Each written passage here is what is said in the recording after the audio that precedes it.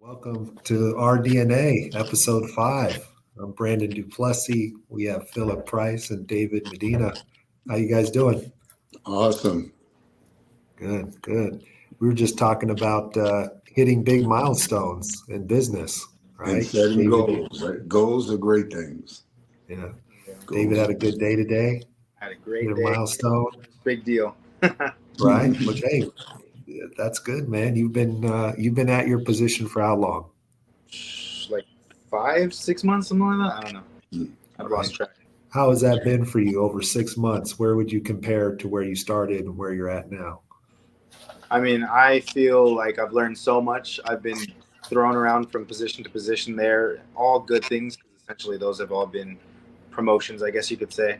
But, I've learned so much from being on the gold side with Brandon over there. I've learned so much on the tax side. I'm now on the tax side again, but now I have a better position that's going to be making me more commission, which I've already seen my commission grow like 10 times what I'm used to. So I'm super excited by that.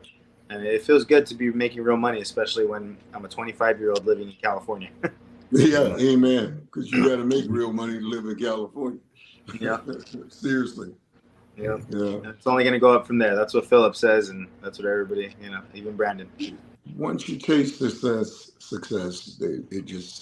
it propels you to do bigger and greater things. You're on your way, man.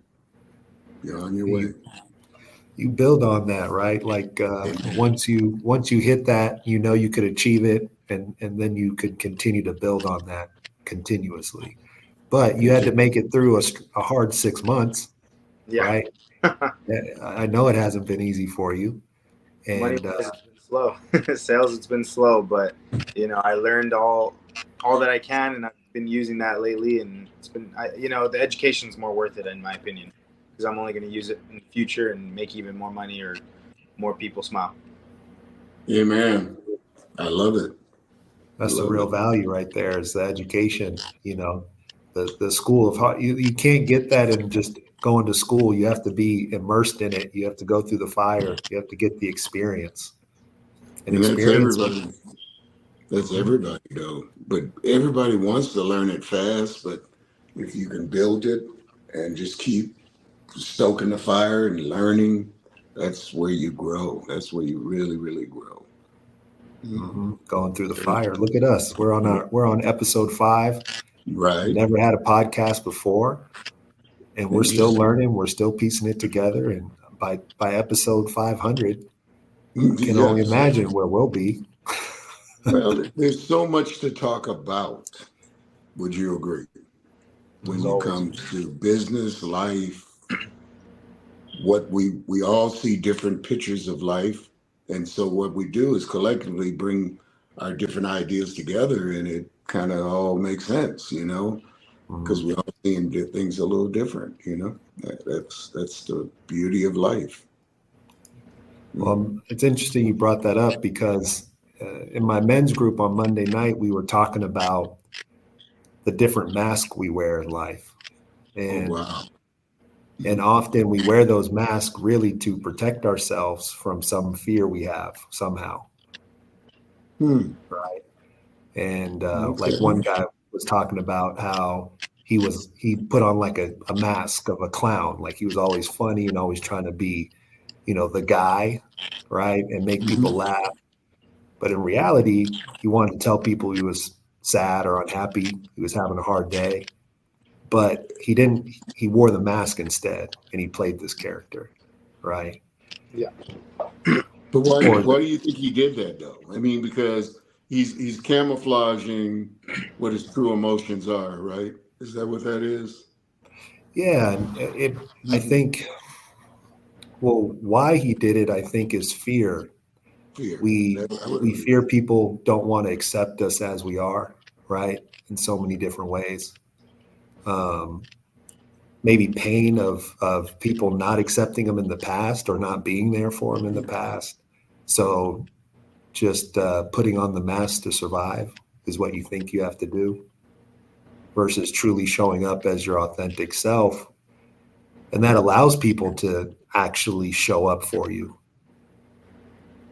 It's the trust thing, though. I think the trust thing is what's a lot of people are struggling with right now. finding people they can be their authentic self, and they accept them for that. Hmm. That's a challenge. I mean, I've lived a lot longer than you guys, and Mhm. finding authentic people that accept you, that's not an easy task, I think, because everybody now is so into images that you don't really get to know who they really are. You know what I mean? Mhm. And unless they're lifelong friends or people you've known, don't you think? I mean, I don't know. You guys are more out there in the world. I just worry about that. Can people Yeah. be themselves? That's a good Mhm. question for the panel. Can they be Yeah. can they be their authentic self? Would you say, Brandon? I think at different times, like you said, people don't trust others or have someone they feel they can trust. Um, and what hurts people is they continue to live in that space versus one of the quotes that was in our book was that people get hurt through relationships, but Yes. people also, the only way really to heal is through relationships. Amen. Okay, that makes sense. Yep. Okay, that makes sense. And so it's like this, is this relationship going to hurt me or is this relationship going to heal me? Right. And I think the only way to find out is if you are authentically yourself. And it's building this resilience and this security to where you can be yourself.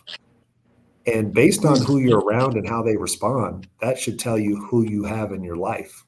Yep. Instead of waiting for the shoe to drop, Mm-hmm. putting it out there so you can really see who they are. Okay, I get that. That makes sense. Yeah. And I It think makes most a whole people, lot of Mhm. what's that? That makes a whole lot of sense. I mean, if you're not yourself, you kind of just not getting to see who they really are, Mm-hmm. Yeah. and they're not getting to see who you really are. So They're gonna like you for something that's not the truth. right, right, Your true yeah, self. yeah. I've been So there. we wear these masks and we think people like that self, that version of us, right? And I went golfing with one of my best friend, Sean, this weekend, and we were talking about some of the things we did in high school because his kid wanted his kid wanted him to sleep in his room with him on the floor because he bought him a bed where the bed's a little raised and it's a twin bed and his son's 6, in that age range. Mhm, mhm. And under the bed is like a little uh, you know um, like fort. He can go in there and play in there. It's like a little area for him to hide away and to have fun, and a little teepee kind of thing. So he built it for his son. He's like, okay, good night. He's like, Dad, you want to stay with me and sleep in the fort? And he's thinking to himself, how many times am I going to get the chance to have my son want me to sleep and be in this position, right? Trust me, because as they get older, that ain't as you well know, right? It's not going to happen at all. I'm not Yeah. asking any of Get my out of people to here! sleep. Oh, please leave! Yeah. Yeah. And so he decides to do it. And of course, his back's hurting the next day, but he still did it. But his son wakes up at like 6 a.m., 5:30. He's like, Dad, let's go. And he's just like, man. And he says to me, he's like, Brandon, now I know how you felt with me when we were younger. Because when high school, you'd wake up at 6:30, 7 a.m. like, let's go. And you'd just be ready to go. And I'm like, yo, man, the mall doesn't even open till 10. Like, we can't do nothing right now. Let's go back to sleep. So I say that whole story because as we're talking, we bring up the fact, and I look at him, I'm like, you know what, man? I didn't really have many friends like I had in my life, like you, where we've been able to like be in this position as friends for so long and known each other since we were kids, but also on a deeper level, the kind of friends that would, hang out, sleep over, and through high school, through college, through marriage, through divorces for me. And And I was like, yeah. And I always thought he was the guy that had more friends than me because he has a lot of acquaintances and a lot of different people. And I was like, so yeah, man, you're one of my only real friends I've had through life like this. And I appreciate you. And he's like, Brandon, you were the same for me. He's like, I have a lot of acquaintances. I have a lot of people that were always like, Sean, hanging out, wanted to be there at the party, but like they weren't all staying the night. We No. weren't all going through the trenches together. We weren't all there. And he's seen me bawl when I was crying over things, and it's rare, and it's a rare scenario to find. You don't get a lot of friends like that through life. You'll be lucky. When I was younger, because I was such a public figure and out in the world, I put a lot of people in friend category just because I knew them. And then you realize there's acquaintance and a friend is a whole nother level. And I have right now one real friend. We all have to distinguish acquaintance and friends. Friends that's a big word. Mm-hmm. You'll be lucky if in your lifetime you have 5 friends. Real friends. Real friends that you can be your authentic self with, good or bad, and keep it real with. Exactly. And I think that goes back to wearing the mask, because when you're not with a real friend, you may not be your full authentic self, right? And you're around acquaintances. Right. One thing I've definitely tried to be is my authentic self, but you only have so much time and energy, right? It takes time and energy to have real friendships. It really does. And if you're going to be a father and you're taking care of your kids and a husband and all the job titles that you got to have, plus go to work, make things happen for your family. It has to kind of happen like over time, I think, and very few people you can trust, like that, at least in my experience. I can't speak for you guys, but I can speak for myself.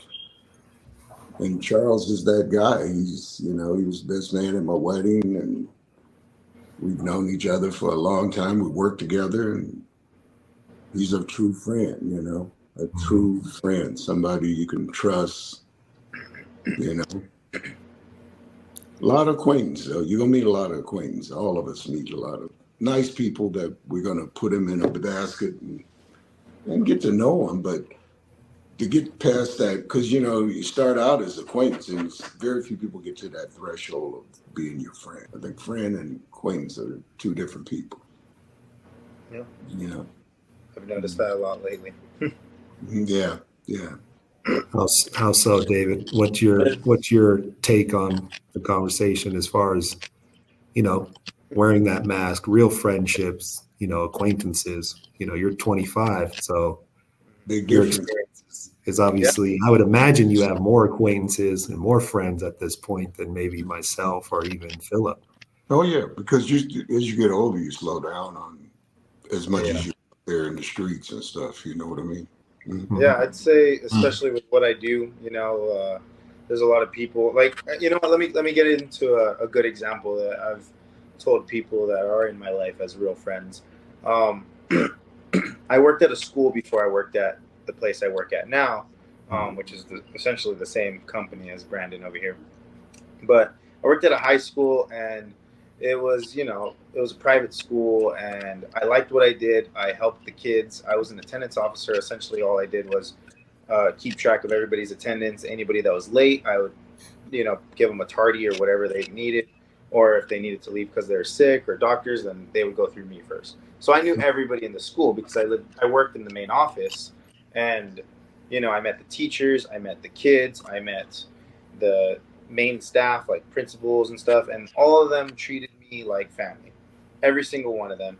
At the end of the year, I was there for only 1 year. At the end of the first year there, they had an assembly and they shouted me out. I couldn't go, but they shouted me out. They had like a video of me like for like a few seconds, like shouting me out alongside a lot of the teachers that they were like, very happy to be around. It's like the senior class, like video showing off all the best people that have like made an impact in their life. And mind you, I was only there for 1 year. Mm-hmm. So it's amazing to see how impactful I was to the kids. But, you know, they were all treating me like family. But as soon as I left, I got fired essentially for something I didn't even do because one of the people in my office didn't like me. And I knew she wasn't a friend from the beginning. I knew she wasn't an acquaintance because she was just a terrible person. But she started rumors. Essentially, I had to leave. And from there, none of them. I haven't heard from one of them. I heard from a few students only because I see them at the gym. You know, they go to the same gym as me, and they, you know, they're respectful and they say hi, but that's about it. You know what I mean? Mm-hmm. Not that I'm trying to be friends with the kids, but the adults is where it hurts the most. Right. The teachers, the people who were my age. There was, you know, staff that was my age, and not one of them has reached out to me. I haven't even seen or heard from any of them. And it's like, a lot of people will tell you they're your friend to your face, but as soon as they, you know, as soon as there's a reason not to be your friend, then they're just gone. They're disappeared. Trust me on that one. Yeah, I think we've all had moments in time in life that, I mean, people, you know, explain to me the new way of doing things that people won't answer the phone like in business. They'll just let you keep calling instead of saying, "Hey, I'm not in the market no more. I've changed my mind." In the car business, it used to be you'd call the person to call you back. "Hey, Phil, we appreciate your service, we appreciate your help, but we made it another decision, or we bought it over here." Whereas now, what I see in this new business model, they just let the phone ring and ring and ring and ring instead of just saying, "You know what, I appreciate you, but thanks, but no thanks." Mm-hmm. Do you guys experience that too, or is that just Every day? I mean, they won't answer the phone. Just say, "I'm not in the market no more." Exactly. I mean, old school guys like me, like, this is different, you know, like. When someone does tell me, I respect it so much. Like, I tell them how much I appreciate it. If someone does call me back to even just tell me no, or tell me they're not in the market, or I tell them thank you. You know, I respect that, and I appreciate that. It tells me the kind of person that you are. But is that a real thing that I thought it sometimes maybe it was just me, like, you know, I'm still in the business of calling people and talking to people, but they don't even just, like, I met a young lady that was married to a friend of mine, and we were at a political function up at a buddy of mine's house, and we went to lunch and just whatever. And I texted her a few times, and she would text me back. But then all of a sudden, I text her one time, and there's nothing, and no more. Like, not even, "Hey, I'm busy. Hello." Is that? I mean, old school people like me is like, well, first of all, you know, they would call you, or you would call them, but I don't know. It's just a different world. I mean, can you guys shed some light on that? Is that the world we live in now? I think it's just too convenient for them to not reply nowadays. I think it's more of the, you know, it's especially after COVID. I've noticed that there's a large COVID. I think it even got worse after COVID. Yeah. Well, it's just too easy. There was this comedian who was making the joke about, you know, 30, 40 years ago, you know, the family would be sitting around the TV watching shows together, and somebody would knock on the door, and everyone would get excited, like, "Oh, who's at the door? You know, who is it? Let's find out." Now, you know, fast forward, if someone knocks on your door, you're like, "Who the is this?" Right. Like, "Yo, who's at my door? Don't answer. Turn off the light." Like, you're avoiding 6 o'clock in the afternoon, you know? Yeah. So we all have Ring cameras now, and you can see who's delivering things. You can see who's at your door. And it's like this access to and it's acceptable, more accepted now. You know, the idea of ghosting somebody and just being out the scenario. That's the exact thing, the word ghost. Because it's like, you know, it's not like you expect them to just fall over to know that you text them or called them, but you at least, I think the thing I'm getting on is it was called common courtesy and decency. Yeah. that was an expected behavior, whether you were white, black, green, purple, whatever color. There were certain things you were taught, and you were taught. Yeah. That's what I was going to say. It's a Taught. teaching. It's a teaching. Yes. And it's different time, different era, and it's definitely not taught the same way. I teach my kids to keep in contact with people. Like, even if it's once every few months, 6 months, how you doing? How you been?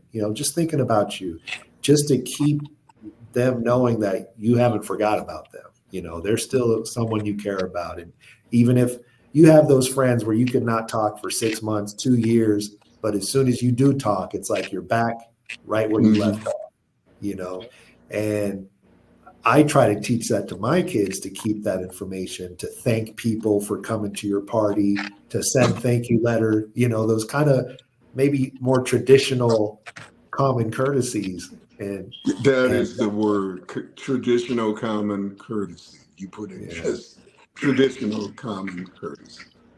People that were older than you, you said, yes, sir, no matter what color they were. Yes, sir. Yes, ma'am. How you doing?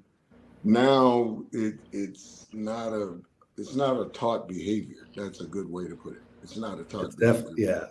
And one client told me this story, and I thought it was great, as a great example of one way to say goodbye to people. He had a heart attack. He was old. He was, I think, in his mid 50s when it happened. And this is 10 years later. He's telling me he's 65 now. And he says, Brandon, I had to get rid of all these toxic people in my life. He's like, I had this stress. I had the heart attack. And my doctor told me I need to get rid of stressful things in my life.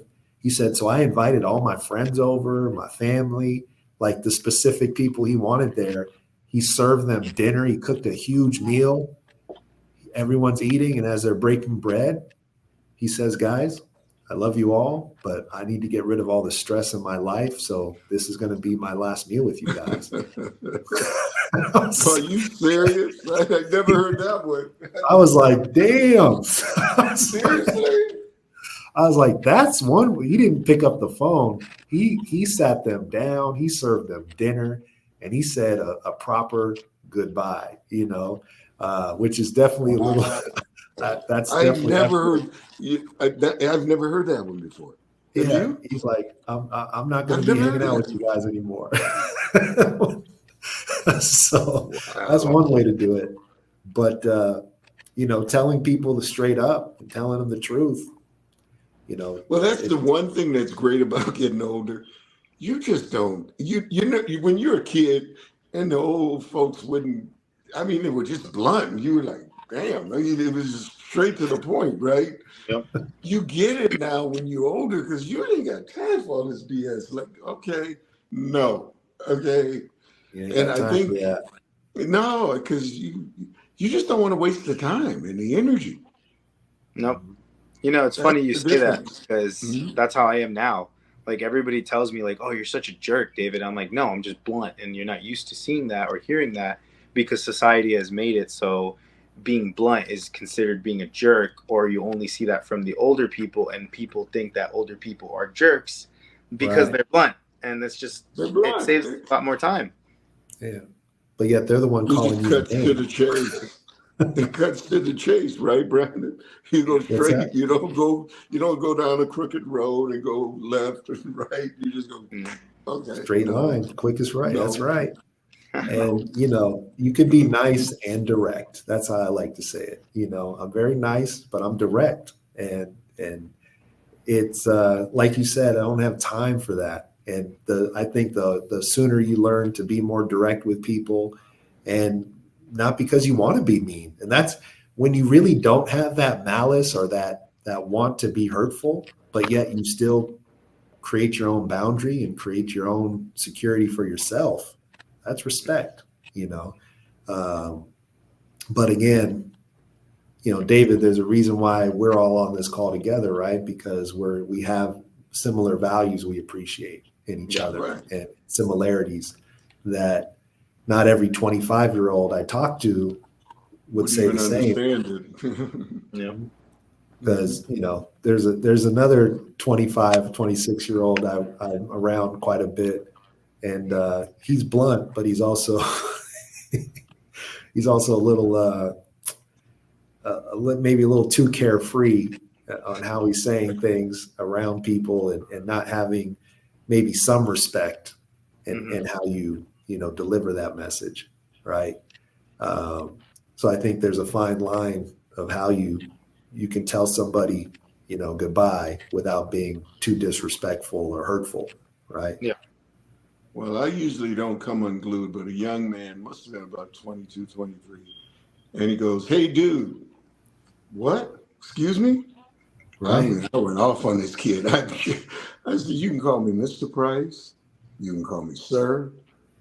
But I ain't nobody's dude. I'm too old to be somebody's dude." Mm-hmm. I mean, get that crap out of here. I mean, Mm-hmm. I couldn't believe that. I mean, back in the day, if you'd have done that, everybody, first of all, you didn't have no rights back in when I was growing up in the 50s and the 60s. Everybody could whoop your butt. And then when you told that the teacher hit you with the paddle, then you got another whooping anyway. And then I know when they were hitting you, they say, "I know you did it." They didn't want to even believe that you couldn't have done it. It's like, "I know you done it," blah, blah, blah. And you know how kids sometimes can exaggerate, and it'd be a different story. They didn't even want to hear it. It was like, okay. Yeah. If I had called somebody dude back in the day, I mean, I can't even imagine. I might not have made it this far down the road. But there are parents, and that's the thing. It's taught. These things come back to teachings, right? And like in your environment, because someone might think like, "What's wrong with that?" What do you mean? Like they might think you're crazy for what you're saying right now, because in someone's house they can call their mom bro. Yeah.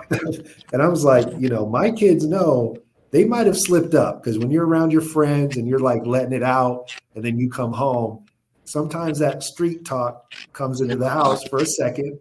And, my kids might slip a bro every once in a while, but it's corrected real quick. And they're like, "Oh, sorry, Dad." They understand it. But there's some people in some households now, and again, different generations, different times, where it's like, they're calling their kids bro. Yes. And I got to tell you, being around my grandkids, I see how different it is, because they're raised with a different mentality than the way I was raised.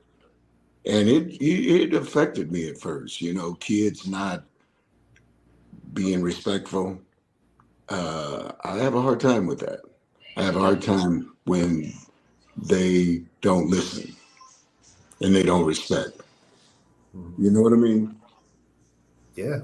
They don't, but that's kids today. I mean, because first of all, the parents are working so hard, and it takes both both people to work nowadays to get ahead, if you're honest, right? Yep. Yeah. And then the grandparents are not as active into, your uncles and grandparents, because everybody's so busy. Yep. You know what I mean? Everybody's got jobs and life. Yeah, but like you said at first, and you said it took you a second to get used to it, or more comfortable in the sense, because it is upsetting when you first have to kind of like see how it's changed or see what's acceptable, and you're like, wait a minute, but that's part of our expectations, right? And what we were taught and what we know. And I think that's what's nice about these conversations, is there's like different balances of what we all know, what we've all experienced. David, 25, you're 70, I'm 40. Like there's different respects at different ages and different, generations right now. Like there's certain words that were being said. Right? What's that? That was a given, though. You didn't call a person that was older than you Debbie or Betty, you know what I mean, as a kid. Yeah. You called them Mrs. Smith, Mrs. Jones, that was a taught thing, and it was taught everywhere.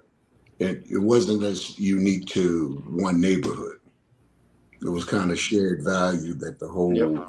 world saw. I And don't know if parents now are trying to be cooler with their kids or like, I think, show. well, but can I bring up something that really irks me? The music of today. And these kids listen to it. So now I hear my grandsons or cuss sometimes, Mhm. but it's because of the music they listen to. Mhm. Would you agree? I mean, because the parents are playing it in the car, Yeah. and I mean, I, I'll get in the car and with my daughter or somebody, and they'll have that kind of music on, and they know, oh, Dad, all right, you don't like listening to that stuff. I don't. I don't want to hear about Right. the bead, this, about. I ain't into that, man. I can't listen to that stuff. Now, if I'm a ride with you, you gotta put some old school on so I can feel comfortable being in your car. Otherwise, I'm like uncomfortable like hell. I'm just, I I'm feel out of I'm I'm place. shifting. I'm shifting as we speak because, you know, my kids have always known to have a certain respect inside the home and for us and for our family. I always said like our home is our safe place. We don't Mhm. want to bring drama into our home. We don't want to bring negativity. We want to keep that our peace. Um, so, but I also grew up listening to all kinds of music with explicit Right, language because right. that's what it was 90s hip hop and rap. And, I still remember getting my first CD or tape. It was actually a tape, Warren G Mhm. regulators, that was explicit, and I was like, wow, and I'm listening to it and you're feeling it and you feel old, mature, whatever. But now as I'm getting older and I'm building a stronger relationship with God and myself and just, and I've lived more, it's like even though I may like the beat and I may like how they flow, I'm also kind of not as in support of what they're talking about, right? Mhm. But don't you think that creates a, a more like I grew up in a time when music was talking about building a family, love, finding that special girl, finding that special guy, blah blah blah blah blah. right. Whereas now there's a big disconnect between men and women, is what I see, and there's probably more single people now than in any time in history. Would you agree with that statement, or is that my just maybe my It's age more group? Because it's more people, acceptable than ever. yeah. Be single. And you know what I'm seeing too? Older Americans getting divorced. They've been together for 40 years, and that Mhm. never happened back in the day. Mm. Seriously. People did divorce. It was like, oh, we're here. We done 40 years. We ain't going nowhere. We're gonna finish this out together. And now you see people doing that. They You know what? I divorce have after something to 40. say about that Go for personally. I've Mhm. seen both sides. Obviously I've seen a lot of people my age are single. I'm like one of the only friends or the only people in my friend group that actually is in a relationship that's been there for at least a year. And Mhm. most of my friends, they get into things, situationships, whatever you want to call them, it. for like a few months, whatever. Um, but it's because there's just either a lack of communication or maybe there was more. Um, there's a word for it. I can't think of it, but essentially there wasn't any meaning to building the relationship or any foundation to Mm. build it on. And Yeah. even going back to what you said, Phil, about older people leaving each other, I think it's more that this new wave of education and it's starting to hit older people as well. The thinking is that some people just don't find themselves happy with their loved one anymore, and I mean, or they You haven't move on. Yeah. haven't seen it in 20 years or whatever. Like I have family members that have been together forever, but they talk about, oh, if I would have just you know done my own thing at your age or been with somebody else, maybe I could have been happier in my life. And they're already like almost your Wow. age or older Hmm. even. And it's Hmm. like that's how I see it. I'm like, if I'm not happy with somebody, then why am I there? Wow. And I think that because you knew that they wasn't totally happy, Hmm. but it was like a badge of honor to endure. Hmm. And whereas now in the world, I think that's not the way people think. Yeah. Would you guys agree on that? 100%. They just said, no, if this ain't working, I got to move on. Yeah. Mm-hmm. Yeah. Well, it's hard too. Like you said, David, you get advice where someone might say, oh, I could have found more happiness if I would have done something different. And that's in your mind. That's what was just taught to you and expressed to you. And that in itself creates a path where now look at the way the life is today. Men and women don't connect like they used to, right, Phil? It's not that same kind of respect for the family and for the home as it used to be. Now there's divorce lawyers everywhere. It's a business. And you don't have that same foundation, which I pray that we move back towards that. I think there's a lot of power in that and healing in relationships. But it's so easy now to seek happiness somewhere else. Right.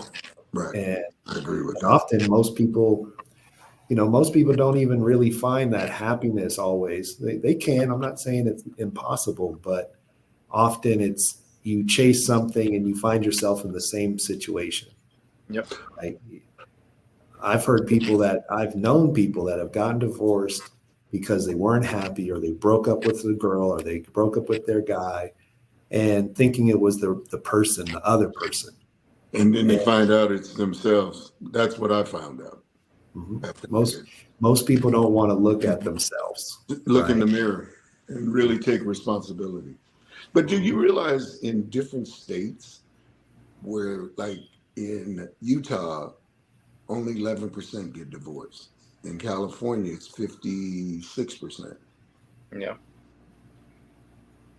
And one day, I don't know, I was listening to the radio and the guy brought that statistic up, and then I started Googling what is the divorce rate in this state, in that state. And it's funny how different states have different value systems. And I mean, seriously. Yeah. It's a different. Well, I read the book, Hard Times Create Strong Men.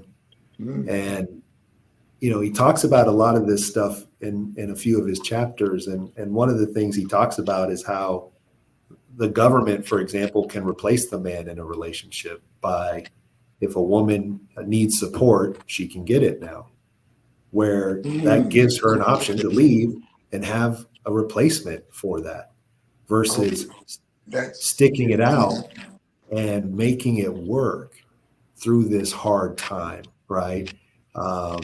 And getting to the point now where, hey, I don't need this man for these things anymore. And one of the things what's that? They can move on then. Okay. And we did have a big time of war in the 1900s where men left the home. Men left and fought in wars, and some didn't come back. Many didn't. But during that time, women started raising their families, and the men were not in the home. Right. Anymore. And I think that is a big transition to where we come to now, where, one of the things we talk about in my men's group at church is that, the devil can't hurt God, so he hurts his children. Amen. And the way he can really hurt his children is by breaking up the families and breaking up. That's a reality of what we're going through. 100%. Now, we may not notice, or we may not, the average person may not think it's the devil getting to you. You know what I mean? Yeah. They just think they're unhappy, or this person's this way, or this is that, and they think of it. But there's a lot to be said when two people really choose to love each other and choose to work on it for the greater good of the relationship and for themselves. And I don't think that's around as much anymore, taught as much anymore. It's more acceptable to look outside, Well, in the 50s and the 60s, there was a thought pattern that you sacrificed to have a family. You sacrifice to make the family work. You sacrifice. Yeah. Whereas I think nowadays, that's a word that is not thrown around. It ain't working. I'm not happy. You're not happy. Let's go our separate ways. And it's easy. People used to agonize. Uh, my father-in-law had to file bankruptcy, and he was, about 17, 18 years older than me. And it was a business thing. And man, I thought he was going to have a heart attack and die because he said, my dad is probably turning over in his grave that I'm going to have to file. I said, but it's a business reason why you did it. I mean, it's not because of neglect, blah, blah, blah.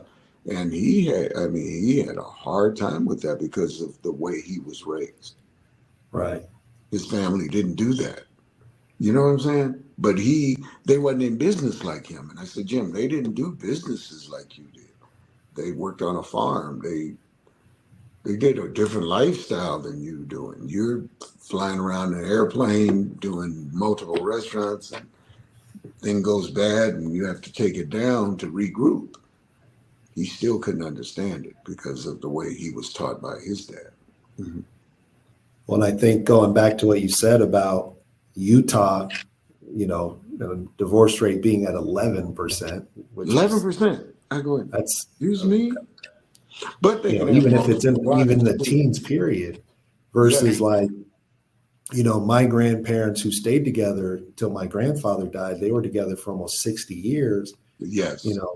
They had moved to Los Angeles or to the LA area, to this county. And as it grew, their children grew up in this space. So unfortunately, 3 out of 4 of their kids went through divorce type of relationship, which is what I'm a product of, right? Divorced parents. Now, I've unfortunately been divorced twice. Mm-hmm. And I wasn't taught the proper way to look for a relationship or be in one. And I don't think my generation above me was per se either. But like you said, they're in California now. They grew up in California. Different lifestyle, different type of city, It's not claimed to be Sin City, like other places, but it is the part of that people moving fast there. It's Hollywood. It's Hollywood. Yeah. If it ain't glitzy and glamorous, we got to move on. A lot of people really think that, man. Yeah. It's just and I see crazy. people in smaller states and smaller towns that, you hear them marrying their high school sweethearts, and, they're having their kids in their early 20s and staying together through their life. And I'm glad they have that, but we're taught something different here. I feel like we're not given those tools and that guidance. I'm trying to change that for my kids. I'm trying to give them that guidance. And that's the whole thing with hard times, because hard times create strong men create good times, and then good times create weak men again. And it's this cycle. So I'm trying to break that cycle, on my end, and make sure my kids know what to look for and what they value and what a relationship is. I definitely wasn't taught it, because I've been divorced twice, and I'm not proud to say it, Well, I had a great marriage, but I thought the grass was greener on the other side of town. And you make decisions, man, and you move on, and then you look back, you go, wow, that wasn't very smart, Yeah.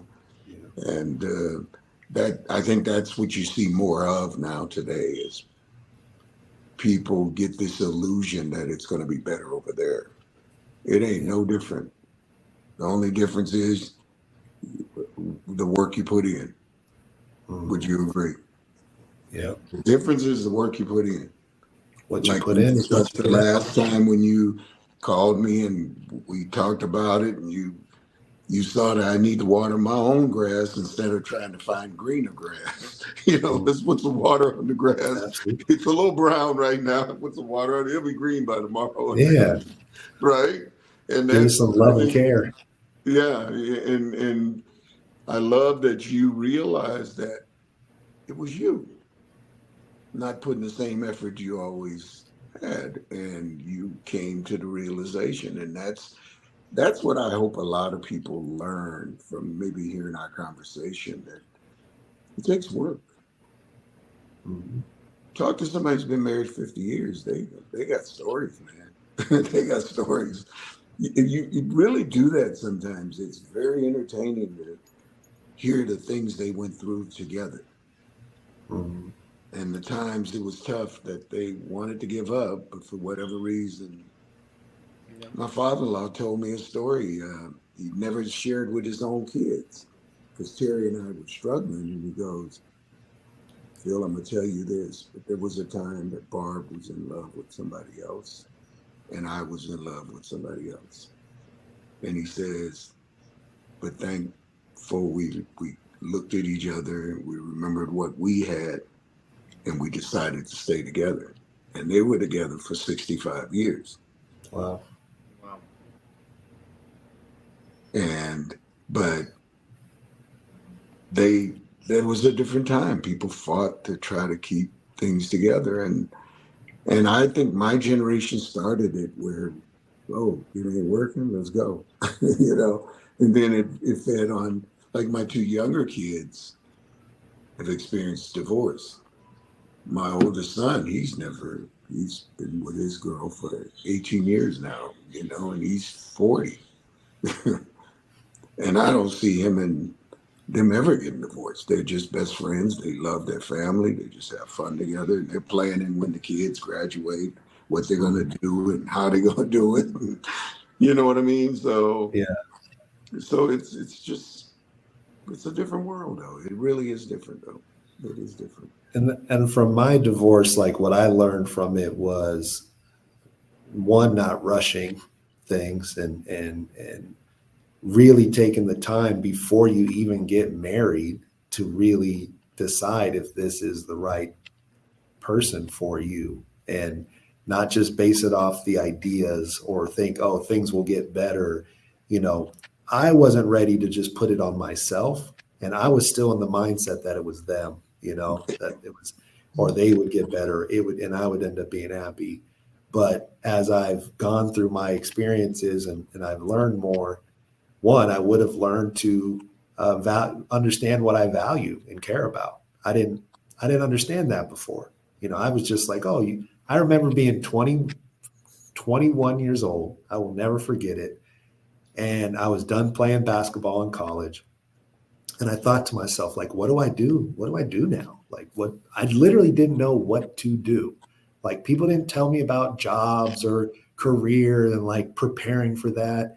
If anything, some people would say, oh, don't forget to study or, keep playing basketball. But that wasn't advice. I didn't know what that meant or where that led me. And I thought to myself, well, I'm 21. What do I do now? It's like, I guess I'll try to start a family. Like I was like, I guess I'll get married and try to have a kid. Like that's all that went. That was my answer to myself was, I guess I'll have kids. Because I didn't know what to do next, and I'm thankful I did, because my kids have helped me grow up now, and the marriages have helped me grow up, and now have built me to where I can give advice that I didn't have before. Amen. That's Yeah. a good, yeah. Yeah. So I'm thankful for it, and I'm not, not pour me over it in any way. I'm grateful, because I was 21 years old, lost, and had no clue what to do. So my kids, in a way, saved me. But at the same time, to be more fair to my exes, I probably wouldn't have had kids with them, right? I wouldn't have gone into that position if I was looking at building a family first before having kids and building that foundation, like you brought up earlier, David, in my relationship, and the foundation with myself. Yep. Like, I need to know that things are about me and not the other person. Right? Do you think it's going to change going forward? Oh, it has changed. Well, with myself or with generations? The next generation, the next younger folks. Do you think they're going to get married and do all that stuff, or are they going to live a totally different lifestyle? That's what I see. I think. Well, I don't know, David. What do you see? At your age, like, where do you see people going? Yeah. I don't even know. Honestly, nowadays, there might not even be many marriages in the future. There might not even be committed. I was wondering, do you really think that? Because I just wonder what the world's going to look like. I mean, yeah. You know what I'm saying? You know what? I think it'll be a little bit past your time, Philip, but I think Right. nowadays, I mean, this is not something I believe in, but a lot of people are more into the polyamorous. That's what they call it, which means they're in multiple relationships, multiple people, or they're just open, not necessarily with other people, but they're open to it. Right. And that's just become a new norm with the kids. I'd say that's even more with the kids this generation, that they're kind of getting more into that. I'm still like at that cusp of like, I think millennial or Gen Z or something, but like the newest generation, whatever they're called, I'm terrible with terms. They're the ones that are more open-minded like that, and not committed to anything serious. And yeah, I don't know, it's different than what I grew up with or what you guys grew up with. And they're more open to being single now, right? And like staying single and independent, and most people don't want to be told what to do, and all Yep. these different things that isolate that relationship and going back to destroying the family, right? The childbirth rate right now is below population standards. Like, Yep. we should be having 2+ kids per family. It takes 2 people to create a new family. And right now, I think in the US, we're at like 1.2 or 1.3 per household, Yep. which that's not enough to create a new family, right? So less people are having kids, more people are getting divorced, and it is more acceptable. But I think through these times that we're going through, the generation you're talking about, it's creating like this good time that they think they're going to have, but good times create hard times, which then create strong people again. So I think that through this whole generation of open relationships and sharing, and I read an article, I think it's the Mormon. I was reading about the Mormon wives, and I've never even watched it. I just was reading the article because they were kind of open, but as things got worse, that relationship, they divorced. They have 2 kids. They had this whole life together, and now they're separating that life because they thought this lifestyle could work, right? Yeah. But I think eventually it always is going to destroy a family and a relationship. I'm sure there's like someone who could be like, no, this worked for us for, sure. There's a person out there that could say it worked for them. But I think ultimately those kind of relationships will destroy, people and families. And I don't think they'll work long-term, which, in my opinion, I like this one saying, of course, I'll say my other one, but, I have this voicemail that I listen to when I call my friend, and he says, just remember, God loves you. He's not mad at you. So have a great day. And I was like, you know what? That's cool. I like that. But have a good day and a better tomorrow. All right. See you guys. See you, David.